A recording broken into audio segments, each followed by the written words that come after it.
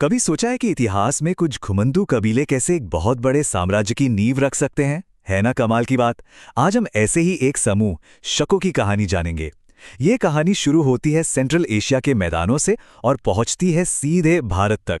और ये सफर ना बड़ा ही दिलचस्प और हैरान करने वाला है। तो चलिए इस ऐतिहासिक सफर पे निकलते हैं। एक बात साफ कर दूं, इस कहानी का हर हिस्सा सीधे इतिहास के पन्नों से लिया गया है।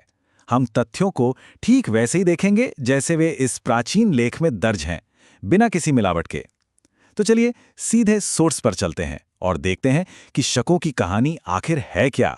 तो हिंद यवन, उनका असर धीरे धीरे कम हो रहा था और भारत के इतिहास में एक तरह का खालीपन आ रहा था।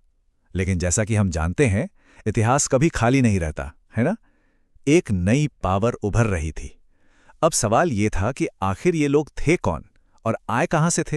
और इस सवाल का जवाब हमें ले जाता है सेंट्रल एशिया के विशाल मैदानों में। ये थे शक, बेखौफ घुड़सवार और माहिर योद्धा, जो एक नई जमीन और एक नई किस्मत की तलाश में दक्षिण की ओर बढ़ रहे थे।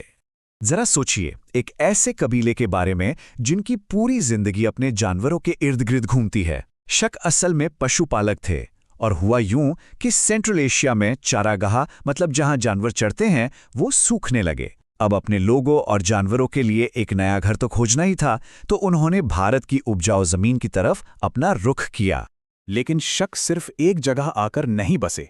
वो एक नदी की तरह थे जो कई धाराओं में बट जाती है। उन्होंने भारत में 5 अलग अलग जगहों पर अपनी जड़ें जमाई और उनका असर दूर दूर तक फैल गया। आइए देखते हैं कि उनका साम्राज्य कहां कहां फैला। तो देखिए, उनकी पहली ब्रांच ने अफगानिस्तान में अपनी पकड़ बनाई, जबकि दूसरी ने पंजाब को अपना सेंटर बनाया, जिसकी राजधानी थी तक्षशिला। फिर मथुरा में उनकी तीसरी शाखा ने सत्ता संभाली और चौथी और पांचवी शाखाओं ने पश्चिमी भारत और ऊपरी दक्कन के बड़े हिस्सों पर राज किया। इससे पता चलता है कि वे कितनी बड़ी ताकत बन गए थे। हर बड़ी ताकत की तरह शकों को भी मुश्किलों का सामना करना पड़ा। उनकी कहानी में एक ऐसा मोड़ आया जिसने न सिर्फ उनकी किस्मत बदली, बल्कि भारतीय इतिहास पर एक ऐसी छाप छोड़ी जो आज भी हमें देखने को मिलती है। ये कहानी है उज्जैन की, जहां एक लोकल राजा ने शकों की अजेय समझी जाने वाली सेना को चुनौती दी। ये कोई छोटी मोटी लड़ाई नहीं थी, ये एक डिसाइसिव बैटल थी जिसमें राजा ने शकों को न सिर्फ हराया बल्कि उन्हें अपने राज्य से पूरी तरह बाहर निकाल दिया।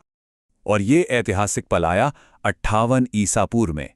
ये तारीख जरा याद रखिएगा, क्योंकि ये सिर्फ एक साल नहीं है, ये एक नए युग की शुरुआत थी। एक ऐसा युग जिसका असर आज भी भारत में लाखों लोगों की जिंदगी पर है। उस शानदार जीत का जश्न मनाने के लिए उस राजा ने एक नए कैलेंडर की शुरुआत की, विक्रम संवत। ये सिर्फ समय गिनने का एक नया तरीका नहीं था, बल्कि उस एक जीत की जीती जागती याद थी जो आज भी कायम है। और उस राजा का टाइटल विक्रमादित्य, बहादुरी और इंसाफ का प्रतीक बन गया। ये इतना मशहूर हुआ कि आने वाली सदियों में 14 अलग अलग भारतीय राजाओं ने ये नाम अपनाया। सब यही उम्मीद करते थे कि वो उस असली हीरो की विरासत को आगे बढ़ाएंगे। लेकिन शकों की कहानी हार पर खत्म नहीं होती। असल में उनका सबसे शानदार दौर तो अभी आना बाकी था।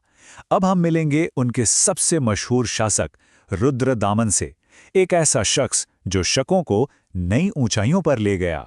रुद्रदामन प्रथम ने 1330 से 150 ईस्वी तक राज किया।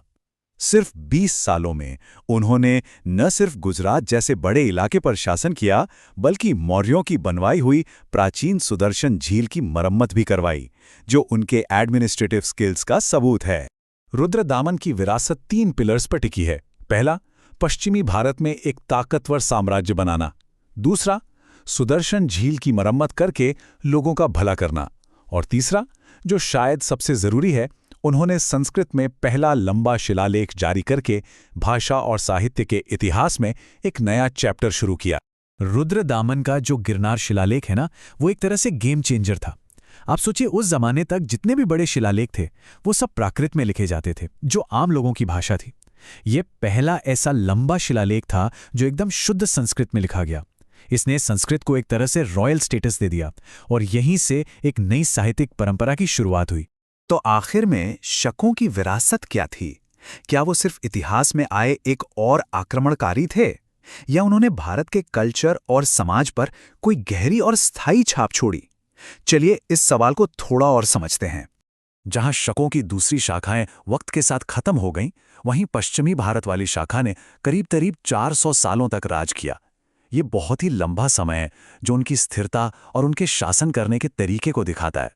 अपने इतने बड़े साम्राज्य पर शासन करने के लिए शक राजाओं ने क्षत्रप का टाइटल अपनाया।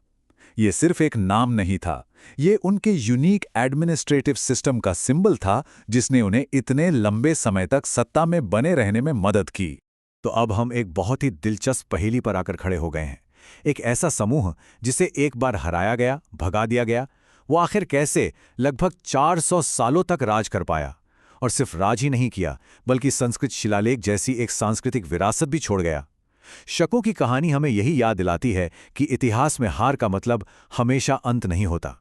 ये तो एक कहानी है लचीलेपन की, अनुकूलन की और एक ऐसी स्थायी विरासत बनाने की जो आज भी हमें सोचने पर मजबूर करती है।